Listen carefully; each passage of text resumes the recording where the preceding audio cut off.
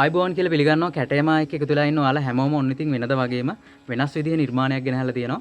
අද ගෙනහැලා තියෙන්නේ ඉටිපන්දමකින් බල ගැන්වෙන කැරකෙන වෙසක් කෝඩුවක්. ඉතින් මේ වෙසක් කෝඩුව කැරකෙන්න වගේම ආලෝකමත් වෙන්නේ තනි ඉටිපන්දමකින්. ඉතින් ඒක තමයි මේකේ තියෙන විශේෂත්වය.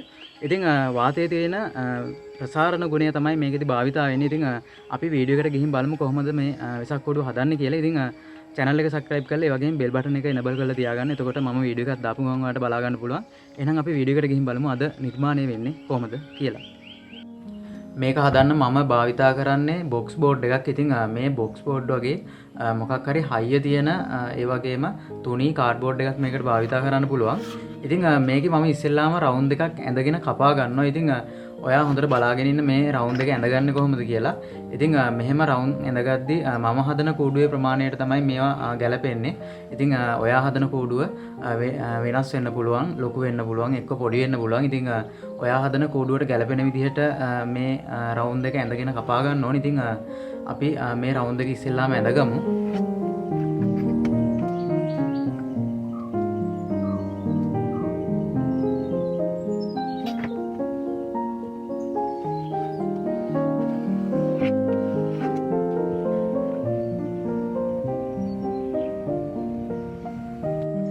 දැන් තියෙන්නේ මේ ඇඳගත්ත රවුන්ඩ් එක කපා ගන්න. ඉතින් ඔයාලට සමහර විට අපැහැදිලි ඇති මේ රවුන්ඩ් එක ඇඳගත්ත විදිය. ඒ වුණාට ඉස්සරහට නිර්මාණය කරගෙන යද්දී ඔයාලට පැහැදිලි කරගන්න පුළුවන් මේ රවුන්ඩ් එක මේ විදිහට ඇඳලා මේ විදිහට කපා ගන්න ඕනි, මේ විදිහට හදන්න ඕනි කියන එක. ඉතින් වීඩියෝ එකත් එක්ක දිගටම රැඳිලා ඉන්න. අපි මේ රවුන්ඩ් එක කපාගෙන ඊළඟ වැඩේට යමු.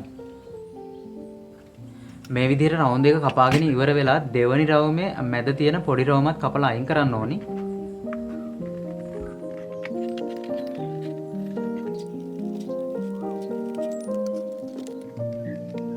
මේ කපාගත්ත රවුන්ඩ් එකේ අඟල් භාගයක වගේ වෙනසක් තියෙනවා. එකක් ලොකු එකක් පොඩි. ඉතින් මේ ලොකු රවුමේ වටේට මෙන්න මේ විදිහට තීරු කපා ගන්න ඕනේ ඊළඟට.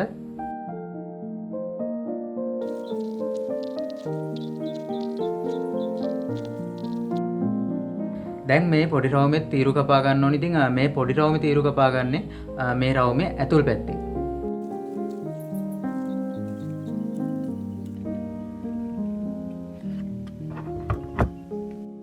මේ ලොකු රවුමේ මැද ෆෑන් එකක් විදිහට හදා ගන්න ඕනේ. ඉතින් ඒ ෆෑන් එක තමයි මේ දැන් ඇඳගන්නේ. ඉතින් කෝණමානයක් භාවිතා කරලා පෙති සමානව බෙදෙන විදිහට ඇඳ ගන්නවා. ඉතින් මේ ෆෑන් එකේ පෙති ගොඩක් එන විදිහට තමයි මම හදාගන්නේ. පෙති 18ක් විතර බෙදෙන විදිහට මේ ෆෑන් එක ඇඳ ගන්න ඕනේ. ඉතින් ඉස්සෙල්ලම ඒ ෆෑන් එක ඇඳගෙන ඉමු.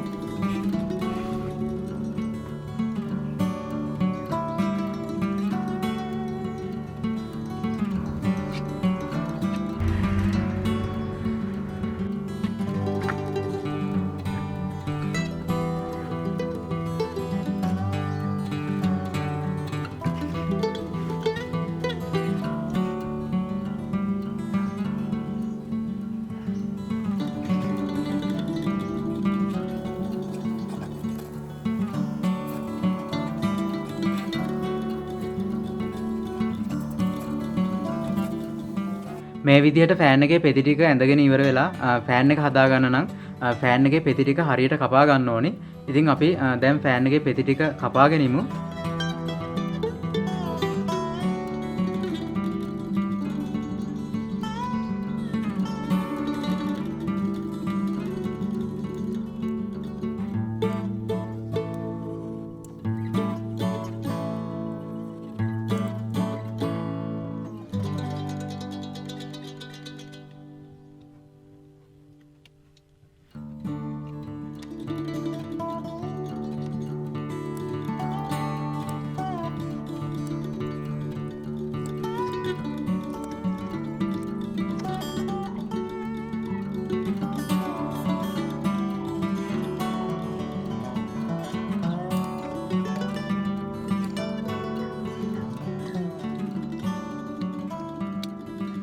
දැන් මේකේ පෙති ටික නවා ගන්න තියෙන්නේ.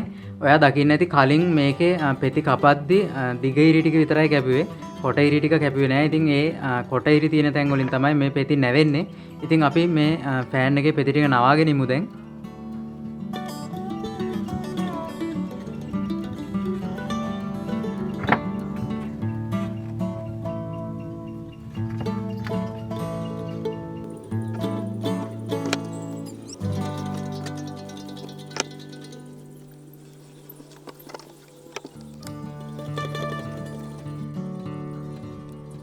ඔයාලට බලා ගන්න පුළුවන් මෙන්න මේ විදිහට තමයි මේකේ පෙති ටික නවාගත්තාම තියෙන්නේ. ඉතින් මේක වටේට අපි කලින් කපාගත්ත තීරු ටික තියෙනවා. ඉතින් ඒ තීරු ටික දැන් උඩට නවා ගන්නවා.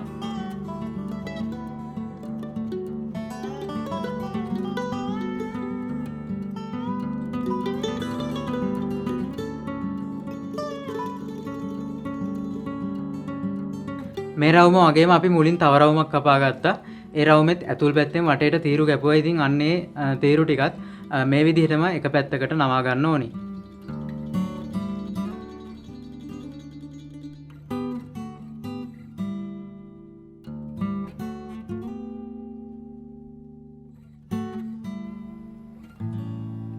ඊළඟට තුනී තහඩු කෑල්ලක් ගන්න ඕනි. ඔයාලට පේනවා ඇති දැන් මේ තහඩු කෑල්ලේ පොඩි තීරුවක් ඇඳගෙන තියෙනවා මම. ඉතින් මේ තීරුවේ හරි මැද ලකුණු කරලා තියෙනවා. ඒ වගේම ඒ ඇඳගත්ත තීරුවේ දෙපැත්තෙන් සමාන කොටස් දෙකක් වෙන් වෙන්නත් ඉරි දෙකක් ඇඳලා තියෙනවා. ඉතින් මේ තීරු කෑල්ල ඉස්සෙල්ලාම කපා ගන්නවා. ඊළඟට රවුමට තුඩ තියෙන ඇණයක් ගන්න ඕනි. ඉතින් මේ ඇණේ තුඩ ටිකක් මොට වෙලා තියෙන්න ඕනි. ඉතින් මේ ඇණේ භාවිතා කරලා අපි කපාගත්ත පතුරු කෑල්ලේ හරි මැද තලා ගන්න ඕනි. ඉතින් එහෙම තලා ගනිද්දි මේ පතුරු කෑල්ල සිදුරු වෙන්නේ නැතුව තමයි තලා ගන්නෙ. ඉතින් අපි එහෙම හදාගමු මේ පතුරු කෑල්ල.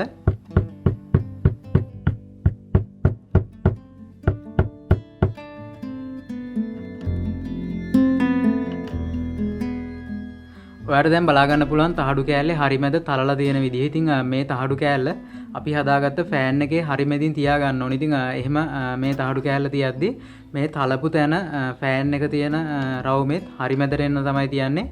ඉතින් එහෙම තියලා මේ තහඩු කෑල්ලේ තියෙන දෙපැත්තේ සලකුණු කරලා තියෙන සලකුණු දෙක මේ ෆෑන් එකෙත් අපි සලකුණු කර ගන්නවා.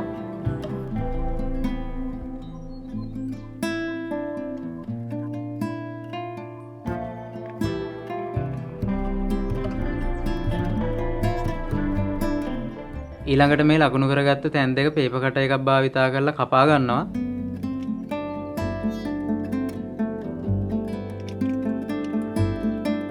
ඊළඟට තහඩු කෑල්ලේ දෙපැත්තෙන් සමානව ලකුණු කරලා තියෙන කොටස් දෙක නවා ගන්න ඕනි. ඉතින් මෙහෙම නවද්දි අපි තහඩු කෑල්ලේ මැද තලද්දි තහඩු කෑල්ලේ මැද එබුණ පැත්තටම තමයි මේ දෙපැත්තේ කෑලි දෙකත් නවා ගන්නෙ. දැන් මේ තහඩු කෑල්ල ෆෑන් එකට හයි කර ගන්න ඕනි. ෆෑන් එකේ කන පිට පැත්තට තමයි මේ තහඩු කෑල්ල හයි වෙන්නේ. ඉතින් අපි කලින් කපාගත්ත තැන් දෙකට මේ තහඩුවේ නමාගත්ත කොටස් දෙක ඇතුල් කරලා අනිත් පැත්තෙන් නවාගෙන තමයි මේ තහඩු කෑල්ල ෆෑන් එකට හයි කරගන්නේ.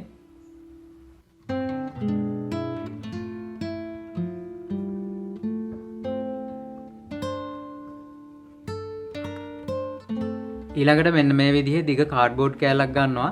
මේ කාඩ්බෝඩ් කෑල්ලේ පළල අඩියයි ඒ වගේම තමයි මේකේ දිග ලකුණු කරගන්න ඕනි. මේකේ දිග විදියට ගන්න අපි කලින් ෆෑන් එක හදාගත්ත රවුමේ පරිමිතිය සහ ඒකට තව අඟලක් එකතු කරාම එන දිග තමයි මේකේ දිග විදියට ගන්න. ඉතින් ඊට පස්සේ මේක වටේට අඟලක විතර පළල තියෙන ෆ්‍රේම් එකක් ඇඳ ගන්නවා. ඊළඟට මේ ඇඳගත්ත ෆ්‍රේම් එකේ දික් අතට උඩින් සහ යටින් අඟල් භාගේ ලකුණු කරගන්නවා. මේ විදිහට අඟල් භාගෙන් භාගයට ලකුණු කරගත්ත සලකුණු ටික යා කරගන්න ඕනේ ඊළඟට.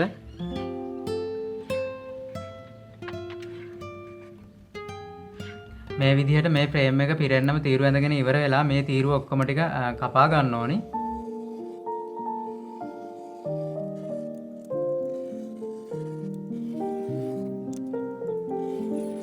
ඊළඟට මේ තීරු වලින් එකක් කැරි එකක් කපලා අයින් කරන්න ඕනේ.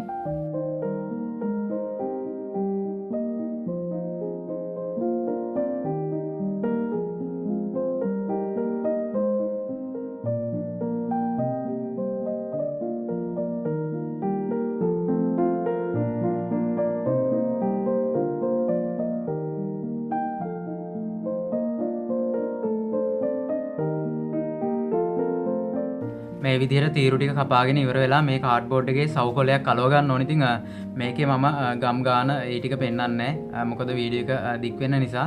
ඉතින් මේ විදිහට ගානට සවුකොලයක් අලවගෙන වැඩි කොටස කපලා අයින් කර ගන්න ඕනේ.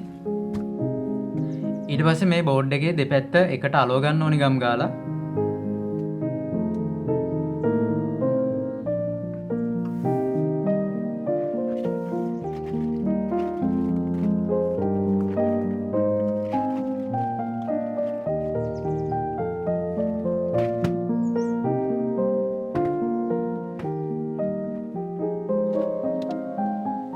විදිහට බැරල් එකක් විදිහට හදාගත්ත මේ කොටසට අපි කලින් හදාගත්ත ෆෑන් එක අලව ගන්න ඕනි දැන්.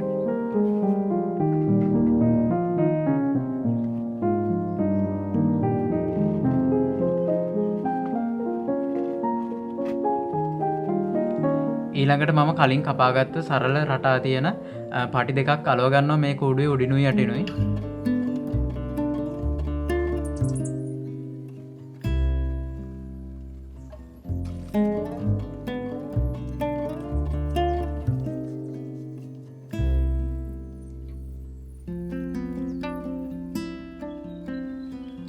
ඔයාලට දැන් බලා ගන්න පුළුවන් මම තව කාඩ්බෝඩ් එකක් අරන් තියෙනවා. ඉතින් මේ කාඩ්බෝඩ් එකේ දිග විදිහට මම අරන් තියෙන්නේ මේ රවුමේ ඇතුල් පැත්තේ දිග සහ ඒකට තව අඟලක් විතර එකතු කරලා ඒ දිගේ එකතුව තමයි මේකේ දිග විදිහට අරන් තියෙන්නේ. ඒ වගේම මේකේ පළල අඩියක් විදිහට තමයි අරන් තියෙන්නේ. කලින් කපාගත්ත කාඩ්බෝඩ් එකේ පළලම තමයි මේකෙත් අරන් තියෙන්නේ. ඉතින් මේකෙත් මේ ෆ්‍රේම් එක ඇතුලේ අඟල් භාගෙන් භාගයට ලකුණු කරලා තියෙනවා. ඉතින් මේ අඟල් භාගෙන් භාගයට ලකුණු කරාට කලින් වගේ නෙවෙයි මේකේ පටි කපන්නේ. මේකේ ටිකක් හැඩයට තමයි පටි කපන්නේ.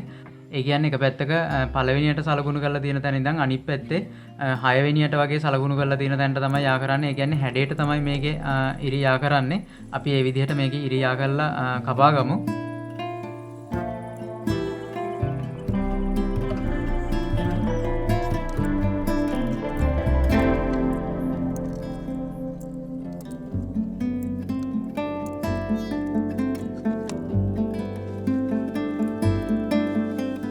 මේ විදිහට තීරු ටික කපා ගත්තයින් පස්සේ කලින් බෝඩ් එක විදිහටම මේකත් අලව ගන්න ඕනි දෙපැත්ත එකට එකතු කරලා. ඉතින් එහෙම අලවද්දි මේකේ සවගලයක් අලවන්න නැති හින්දා මේ තීරු නැවෙන්න බලනවා. ඒක හින්දා අපි සෙලෝ ටේප් පටි දෙකකින් මේ තීරු ටික එකට අලවගෙන ඉන්නවා ඉස්සෙල්ලාම.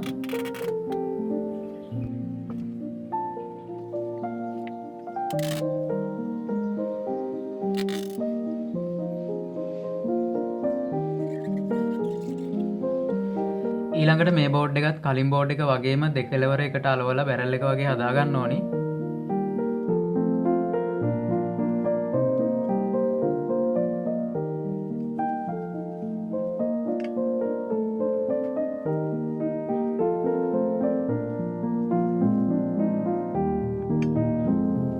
ඊළඟට මේකට අලවන්න අපි කලින් හදාගත්ත රවුම අලව ගන්න ඕනි.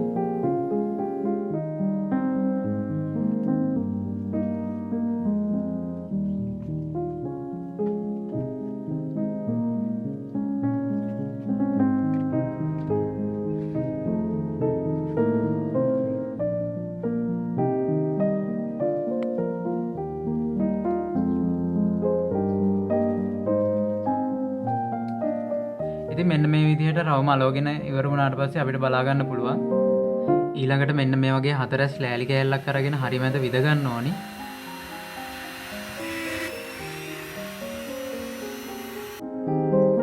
ඊට පස්සේ මෙන්න මේ වගේ ටිකක් ඝනකම තියෙන කම්බියක් අරගෙන අඟල් 13ක කෑල්ලක් කපා ගන්නවා. මේ කපාගත්ත කම්බි කෑල්ල දෙපැත්ත උල් කර ගන්න ඕනි. ඉතින් ඒකේ එක පැත්තක් තියුණුවට උල් කර ගන්න ඕනි. අනිත් පැත්ත ලීයට ගහන්න ඕනි විදිහට ඇණයක් විදිහට උල් කරගත්තාම ඇති. දැන් මේ කම්බි කෑල්ල අපි ලෑල්ලේ සිදුරු කරගත්ත සිදුරට තියලා හයි කරගන්න ඕනි, තද කරගන්න ඕනි.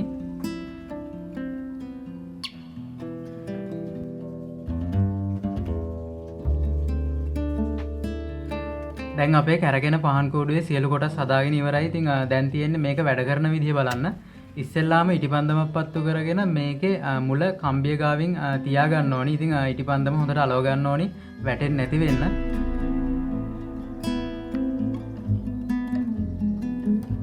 ඊළඟට මේ හැඩතීරු කපලා හදාගත්ත බැරල් එක මේ කම්බිය මැදි වෙන විදිහට ලෑල්ල උඩින් තියා ගන්න ඕනි.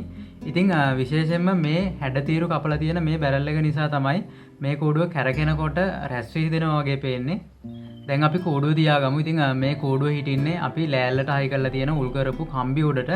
ඉතින් කූඩුවේ තියෙන ෆෑන් එකේ මැද අපි හයි කරපු පතුරු කෑල්ලේ මැද තියෙන කුඩුම්බියට අපි තරලා හදාගත්ත කුඩුම්බියට තමයි මේ ලෑලි කෑල්ලට හයි කරලා තියෙන කම්බියේ උල හිටින්නේ. ඉතින් එතකොට කූඩුව අහකට පනින්න නැතුව කැරගෙනවා. ඉතින් මේකට රේසර් වගේ දෙයක් දාලා හදන්න බෑ. මොකද ඝර්ෂණය වැඩි. එතකොට ඒ හින්දා තමයි මේ විදිහට උලක් උඩ කැරගෙන්න හැදුවේ. ඉතින් මේකේ ඉටිපන්දම දැල් වෙනකොට මේක ඇතුලේ තියෙන වාතය රත් වෙනවා. එතකොට වාතය ප්‍රසාරණය වෙනවා. ඒ රත් වෙන වාතය මේකේ තියෙන ෆෑන් එක හරහා උඩට ඇදෙනවා. ඒත් එක්කම පහලින් රත්තුන් නැති වාතය ආපහු ඇතුළට එනවා. ඉතින් ඒක සර්කල් එකක් විදිහට වැඩ කරනවා. ඉතින් ඉටිපන්දම නිවෙනකම්ම මේ කෝඩුව කැරගෙනවා. ඒ හින්දා දැන් මේක තියලා තියෙන ටිකක් ආලෝකය වැඩි තැනක. ඒකින්ද මේකේ රැස් වේදෙන එක වෙන්නේ නැහැ. ඒකින්ද මම පොඩ්ඩක් වටපිටාවෙන් එන ආලෝකය අඩු කරගන්නවා. දැන් ඔයාලට බලා ගන්න පුළුවන් මේකේ එළිය පහලට ගලනවා වගේ රැස් වේදෙනවා වගේ පේනවා.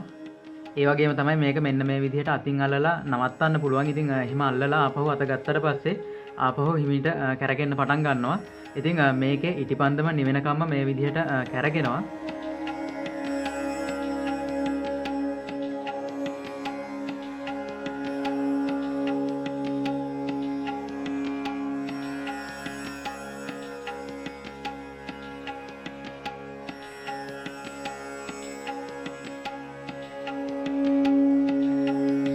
ඔන්න ඔහම අද නිර්මාණය අවසන් වෙන්නේ. මම හිතනවා මේ ඉටිපන්දමෙන් කැරගෙන වෙසක් කෝඩුව හදන විදිහ ඔයාලට පැහැදිලි වෙන්න ඇති කියලා. මේ වෙසක් කාලේට ගැලපෙන විදිහේ නිර්මාණයක් මේක. ඔයත් හදන්න උත්සාහ ගන්න.